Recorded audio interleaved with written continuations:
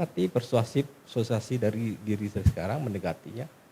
Ingat tadi kata kunci dalam marketing politik, apa yang diinginkan dibutuhkan oleh masyarakat, itu yang program ditawarkan.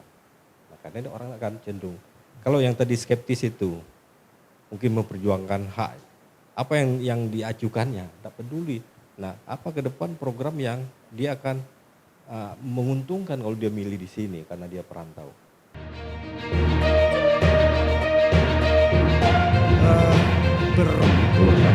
Sebenarnya kita itu punya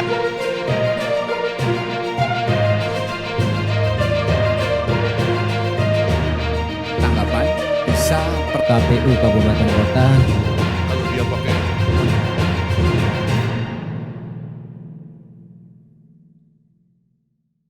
Saya ke Pak Tribarani dulu. Kira-kira Pak, apakah efek ekor jas atau dari capres itu punya pengaruh terhadap partai-partai yang hanya bisa mendukung? Silakan. Oke, terima kasih. Izin duluan saya ditanya nih. Menurut saya dalam suatu pemilihan umum itu ada 3 elemen yang terlibat, itu partai politik, kemudian pemilihnya, kemudian penyelenggaranya KPU. Ya. Nah, untuk dari segi peserta itu kalau dalam legislatif itu calegnya, yang harus diperhatikan pertama kali adalah siapa pemilih kita. Nah, Batam ini pemilihnya kelompok mana? Nah, menurut saya ada 4 kelompok nih pemilih kita bagi. Ada pemilih yang rasional. Ini adalah pemilih yang akan memilih caleg yang punya kemampuan. Dia sangat rasional, yang masuk akal bagi dia itu yang dipilih. Kedua ada kelompok pemilih yang skeptis. Lawan dari rasional, dia acuh tak acuh. Nah, berdasarkan pemilu yang sudah lewat itu pemilu di Indonesia atau di Batam itu tidak pernah lewat dari 60% partisipasi. Ya. Yang paling itu waktu zaman saya 57%. Kemudian ada pemilih yang tradisional. Ini adalah pemilih yang ngikut apa kata orang tuanya, bisa dari unsur agamanya, sukunya. Kemudian ada pemilih yang kritis. Ini pemilih yang cerdas. Dia akan kritisi apa yang sudah dilakukan dan apa yang ke depan. Nah, kalau dikaitkan dengan pemilih untuk partai yang non parlemen tadi, ketika calon presidennya sudah ditentukan, apakah ada pengaruh? Nah, menurut saya cenderung melihat ke pemilihnya aja. Pemilih itu pasti dia akan melihat siapa calonnya. Yang di Batam menurut saya itu lebih besar rasional ya. Dia akan lihat kemampuan caleg itu. Kalau dia incumbent, apa yang sudah dilakukannya. Kalau dia baru, ini siapa? Nah, kemudian dalam hal mensosialisasi diri, harus menunjukkan karakter. Kalau kebetulan saya punya tesis dan disertasi tentang marketing politik. Di dalam politik itu ternyata juga berlaku hukum marketing. Pemasaran. Pemasaran itu apa? Inti pemasaran adalah bagaimana kita memenuhi kebutuhan keinginan pasar. Nah, kalau caleg ingin jadi, ya, dia harus memahami karakter pemilih Batam.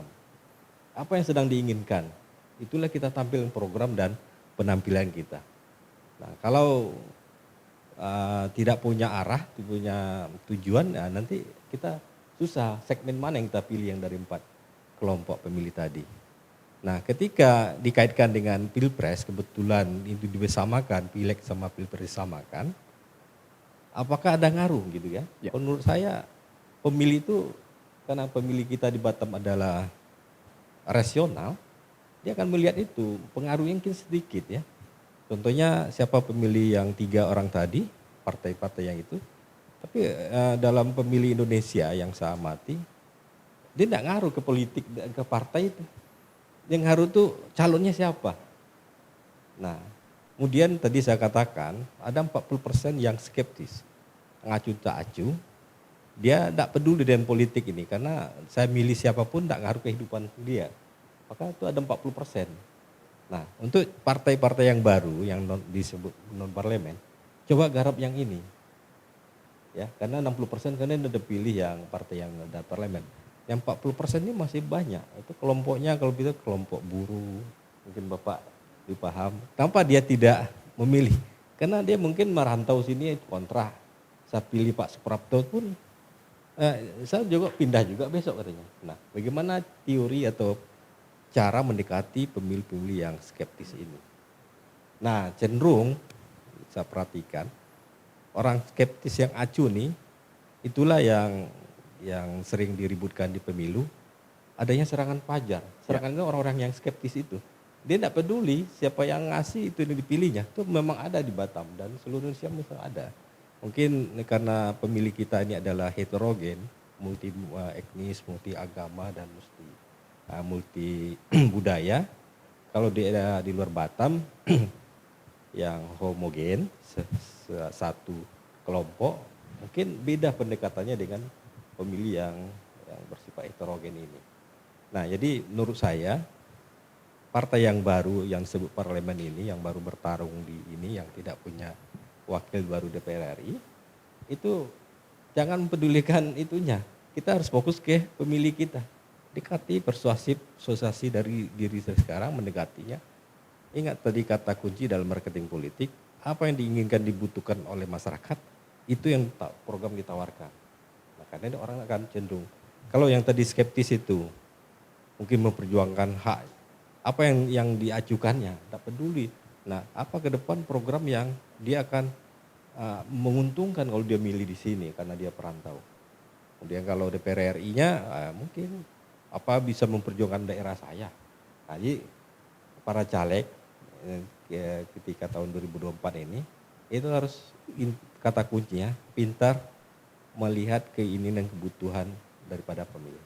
Mungkin itu tadi. Ya. Cuman trennya dari beberapa ya yang orang cenderung untuk mengetahui informasi mengenai pilpres ketimbang pemilu legislatif. Ya. Nah, apakah yang harus dilakukan oleh caleg khususnya di Batam terhadap fenomena itu? Artinya masyarakat pengen tahunya mengenai capresnya. Nah, sekarang di Jakarta pun begitu, yang berlomba-lomba partai-partai ini membicarakan koalisi-koalisi untuk dicapres. Ya, itu betul. Tapi menurut pandangan saya, ketika di bilik suara, Ya. dia akan bersifat rasional. Ya, mungkin ada yang sekarang ini kan diperebutkan itu suara NU. Ya. Kan Anies sudah dapat Muhaiminnya, Prabowo berusaha juga menerima itu, Ganjar juga. Kenapa? Karena itu pemilih tradisional. Dia mengikuti pada intinya apa kata kiainya, Ya. apa kata orang tuanya dulu, apa kalau agamanya gitu kan.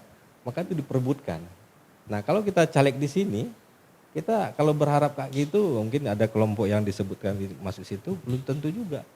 Jadi kita harus punya cara tersendiri, jangan tergantung menang partai itu pasti kita ikut, enggak. Menurut saya enggak. Tergantung caleg itu mendekati pemilih tadi. Dekatilah dengan program yang diinginkan orang ke apa gitu. Jadi kalau menurut saya mungkin agak ekstrim, tidak ngaruh untuk Tidak ngaruh ya. partai di parlemen non parlemen ketika di legislatif pertarungan untuk merebutkan kursi dewan ini itu sangat ditentukan oleh kemampuan dari caleg tadi untuk mendekati pemilihnya. Jadi tergantung presiden beda biliknya kan. Ya. Nah, jadi mungkin ada juga sekarang kan boleh kata posisi partai yang paling besar tuh di Prabowo. Ya. Kemudian di Anies hanya mungkin 3 ya. Ya. Kemudian di Ganjar 2 atau tambahan non parlemen tadi. Itu kalau pemilih dia tidak ngira itu, Pak. Menurut saya partai politik ketika pemilih itu tidak melihat partainya. Dia lihat calonnya nih. Itu salah satu kekurangan daripada pemilihan langsung ini. Itu partai tidak dilihat nih. Coba tengok, mana lebih banyak suara di perhitungan suara, mana lebih banyak milih caleg daripada milih partai. Pasti banyak caleg kan? Ya. Karena pemilihan langsung, makanya ketika ada beberapa partai mengusulkan kembali ke tertutup, karena fungsi partai memang dikurangi ketika pemilihan terbuka ini. Nah, maka kalau berdasar dari situ, kalau saran saya kepada caleg yang non parlemen atau yang sudah ada parlemen itu tidak ngaruh. dekati aja pemilihnya. Jadi lebih ke sosok personal dari caleg Personalnya itu. yang akan muncul di situ. Siapa partai mana ya tergantung dia. Contohnya yang tradisional. Ini dia pilih yang satu kubu dengan dia, dengan orang NU umpamanya. Belum tentu dia akan cari caleg yang NU juga. Ya. Dia paling siapa yang kenal nih di antara caleg ini? Apakah itu adiknya, saudaranya, satu kampungnya, atau temannya, atau memang dia punya kegaguman terhadap caleg itu? Pasti personal sifatnya. Jadi menurut saya itu, jadi tidak begitu besar pengaruhnya partai-partai non parlemen mendukung presiden atau tidak, itu penting calegnya terpisah dia. Biliknya berbeda juga, Ya. mungkin demikian. Baik, terima kasih.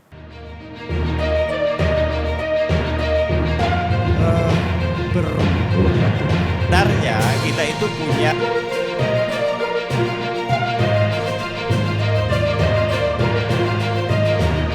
Tanggapan bisa KPU Kabupaten Kota